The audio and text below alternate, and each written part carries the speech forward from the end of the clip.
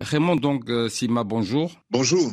Pourquoi, selon vous, cette constitution est-elle bonne pour le Gabon? En premier lieu, nous sommes dans une situation transitoire depuis maintenant 14 mois et qu'il faut bien sortir de la transition pour aller vers une situation normale.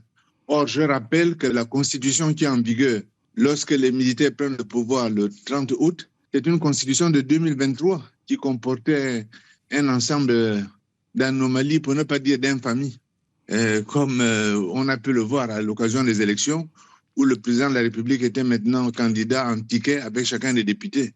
Donc oui, c'est une constitution qui est bonne, il faut bien en sortir. Quelles avancées porte-t-elle? Les avancées, il y en a un certain nombre. Certaines concernent directement les précisions qui ont été apportées sur les conditions à remplir par les différents candidats. D'autres portent sur l'organisation du pouvoir lui-même en tant qu'architecture générale de l'État. Je pense qu'il y a un certain nombre de points que les spécialistes ont énumérés. Si on les prenait un à un, on verrait exactement à quoi ça correspond. L'une des dispositions les plus controversées de ce projet de constitution est celle qui instaure un régime présidentiel jugé très fort. Les partisans du nom parlent de l'intronisation d'un monarque au pouvoir. Quelle est votre réaction? Je suis mal à l'aise sur ce point précis, pour la raison très simple que je suis Premier ministre en fonction et que ce point-là précisément conduit à la suppression du poste de Premier ministre. Mais vous savez, on ne discute pas des affaires de l'État pour son compte personnel. On en discute dans le sens de l'intérêt général.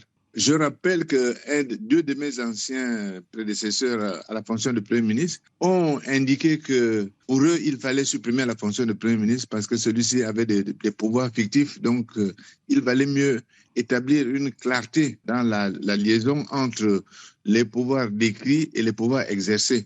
Donc, dès lors que le plus gros des personnes qui sont concernées se prononcent en faveur de quelque chose, je ne vois pas pourquoi je m'y opposerais. Mais sur la question précise de l'intronisation d'un monarque au Gabon, qu'est-ce que vous répondez? Je voudrais bien qu'on me montre ce qu'on appelle le monarque intronisé. Lorsque l'on prend les dispositions de la Constitution qui était jusque-là, nous avions un président de la République qui définissait la politique de la nation, un Premier ministre qui conduisait cette politique. Mais en pratique, nous avions un président de la République qui était président du Conseil supérieur de la magistrature. Ce n'est pas une nouveauté. Nous avions un président de la République qui avait à son actif la possibilité de nommer un Premier ministre et de le révoquer ad nutum. Ce n'est pas une nouveauté. Quelle est aujourd'hui la différence avec ce qui se passait? Je vois qu'il n'y a pas de très grande différence. Je pense qu'on est en train de faire des jeux de mots, mais la réalité est que le président de la République disposait déjà de tous les pouvoirs qu'il a aujourd'hui et qu'on clarifie purement et simplement. Le président peut, par exemple, dissoudre l'Assemblée, mais le Parlement n'a que la haute trahison comme moyen de pression contre lui. Est-ce que ce déséquilibre des pouvoirs n'est-il pas dommageable? Écoutez, tous les cas de figure sont dommageables. On peut imaginer que telle situation soit dommageable. Moi, j'ai indiqué, écoutez, dans mes interventions dans la campagne, j'ai dit clairement que nous sommes dans un cas de figure où il faut prendre une décision à un moment donné. Nous verrons bien à la pratique si ça pose des problèmes, comment on fait pour revenir dessus. En effet, on peut avoir le sentiment que le président disposant de la possibilité de dissoudre d'un côté et le Parlement n'ayant pas la possibilité de le destituer de l'autre, ça crée un déséquilibre. C'est une possibilité. Est-ce pour autant qu'on a un monarque? Je ne sais pas. Alors, pour soutenir le choix pour le nom, les partisans du rejet regrettent la concentration des pouvoirs entre les mains du chef de l'État. La justice, par exemple, va rester sous son contrôle. Que leur répondez-vous? Vous savez, le processus qui a été conduit pour arriver au point où nous sommes, on l'a lancé en octobre 2023 en demandant aux uns aux autres d'apporter des contributions sur le diagnostic de la situation du pays et sur les solutions qu'ils proposaient pour corriger les déséquilibres qui apparaissaient. Je rappelle que ce processus qui s'est déroulé pendant 2 mois a été suivi ensuite d'un dialogue national. Je pense que les arguments qu'ils invoquent maintenant, ils auraient dû les présenter au moment du dialogue national. Il pointe le fait que c'est au final le président Oligui Nguema qui a choisi les éléments qui devaient rentrer dans la Constitution. Au fait, à qui faites-vous allusion quand vous dites les adversaires de cette... Ceux qui prônent le non. J'entends beaucoup de critiques, etc. Mais je rappelle qu'un débat a eu lieu pendant 1 mois à Ngondje sur différents aspects, sur les questions constitutionnelles, etc. Je n'ai pas entendu qu'ils ont déposé ces arguments à ce moment-là. Ensuite, lorsque le débat a eu lieu à l'Assemblée nationale, lorsque le texte a été transmis au Parlement, en Congrès, il y a eu beaucoup d'auditions là-bas. Est-ce qu'ils ont fait valoir leurs arguments à cet endroit? Je ne sais pas très bien. Est-ce que finalement le Gabon ne court-il pas le risque de connaître les mêmes travers que sous le régime déchu, les mêmes causes produisant les mêmes conséquences? Oui, c'est possible. C'est toujours possible dans tous les cas de figure au monde qu'on retrouve les mêmes travers. Mais est-ce que nous pouvions rester dans une position transitoire infinie? La question, c'est quelle est la contre-proposition qui a été faite? Je rappelle, vous savez, quel est le grand théorème de l'impossibilité d'agrégation? Quand on a un texte qui fait 175 articles, est-ce que vous croyez qu'on peut tomber d'accord, la totalité des gens, les citoyens de ce pays, sur les 175 articles? À un moment donné, il faut bien sortir de la transition. Et c'est vrai qu'il y a des points qui peuvent poser problème, mais à la pratique, on verra comment ils vont se déployer, comment ils vont se dérouler. Autrement, on resterait sur place et moi, je considère qu'à un moment donné, il faut sortir d'une boucle dans laquelle on se trouve. On est dans la boucle transitoire, il y a des propositions qui sont faites, il y a beaucoup de choses qui ont été modifiées, assouplies. Je vous rappelle les questions sur la nationalité, je vous rappelle les questions sur les aspects fonciers. Je n'ai pas le texte en entier sous les yeux, donc je peux ne pas me rappeler tous les détails. Donc, je pense que dans une situation donnée, il faut accepter d'aller au débat et considérer à un moment donné qu'on ne peut pas avoir raison sur tous les points. Et il faut prendre date de bonne foi sur le fait qu'on arrête une position et on verra bien à la pratique comment ça va évoluer. L'ancien Premier ministre Billy Binze qualifie cette constitution de texte d'exclusion. Il cite notamment la question de la limitation d'âge de 35 à 70 ans pour être candidat à la présidentielle ou encore l'impossibilité pour les descendants d'un chef d'État d'être candidat. Votre réaction? Bon, je pense d'abord que Billy Binze est, à mon avis, de tous les Gabonais, celui qui peut le moins s'exprimer sur ces questions tellement sensibles. Je rappelle que M. Billy Binze était l'année dernière Premier ministre. Quand on a été à ce point un fossoyeur de la République en signant en année électorale, à quelques semaines de l'élection, une loi portant modification des dispositions, des conditions de l'élection, on se tait, on ne parle pas. C'est ça qu'il devrait faire.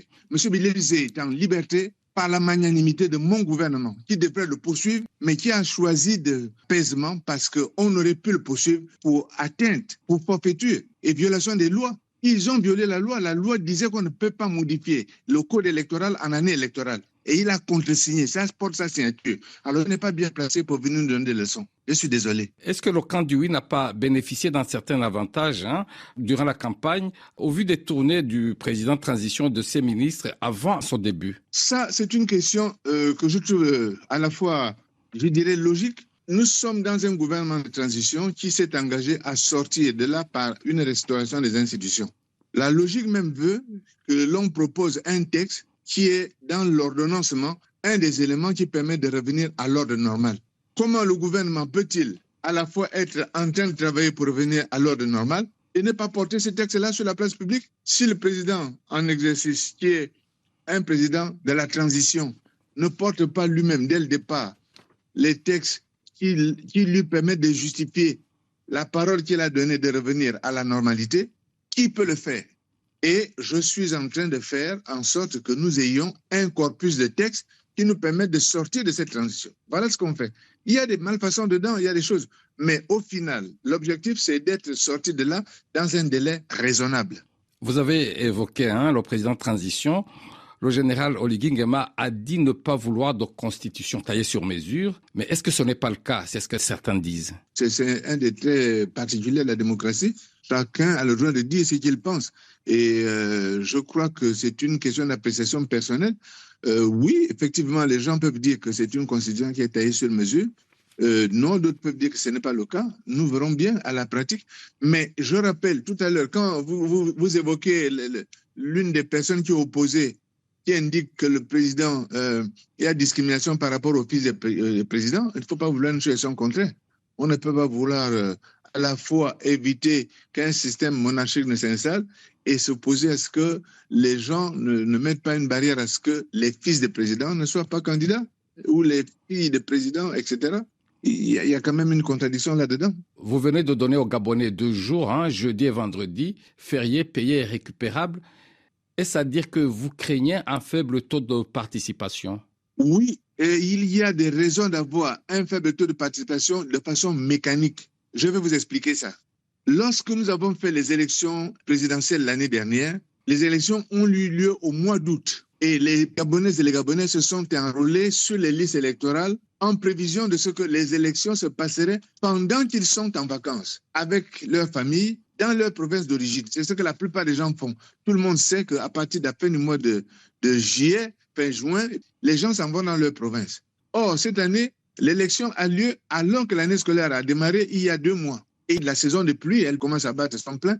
Et par conséquent, il y a effectivement des problèmes de mobilité, ce qui veut dire que les gens, pour aller chez eux voter, ont besoin d'un peu de temps pour circuler. Donc oui, il peut y avoir une abstention qui serait tout à fait mécanique parce que les gens ne sont pas en vacances, ils sont à leur lieu de travail, que les enfants sont à l'école et qu'il sera beaucoup plus difficile à tous les pères et mères de famille de se déplacer alors que ça aurait été différent si on avait fait l'élection pendant la période de vacances.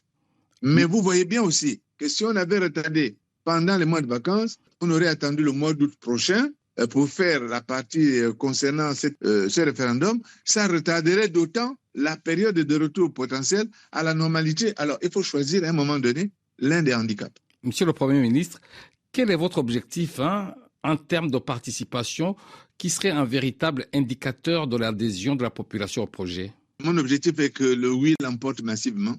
Est-ce qu'il y a un chiffre? Aujourd'hui, la population de base, elle cherche qui sont les adversaires. Les gens sont habitués à s'engager à une élection parce qu'il y a 2 protagonistes qui sont là. Là, on a un texte. Les populations de l'arrière-pays n'ont pas forcément une vision très claire de ça. Je pense qu'il pourrait y avoir de ce fait-là une partie de la population qui ne se mobilise pas nécessairement. Moi, je viens de vous donner la première raison qui est mécanique. Donc, si vous me demandez un taux, je ne suis pas capable de vous donner un taux. Certains s'aventurent dessus, moi je ne m'aventure pas. Ce que je veux, c'est une victoire nette. Je conduis le camp du oui. J'ai besoin de gagner nettement. Voilà. Alors, vous étiez ces derniers jours en campagne à Port-Gentil, la 2e ville du pays, et à Franceville. Quel accueil vous a été réservé dans ce fief des Bongos? J'ai été très, très bien accueilli à Franceville. J'ai été très bien accueilli partout. Bon, je rappelle qu'en premier lieu, nous avons eu des mobilisations limitées dans la mesure où il s'agissait pour moi d'aller rencontrer les coordinations de chacune des provinces, coordination de campagne de chacune des provinces, pour les rebooster, pour les relancer, pour, disons, les pousser à se déployer sur le terrain et leur demander de s'impliquer dans un travail de proximité. C'était ça. Dernière question, Monsieur le Premier ministre.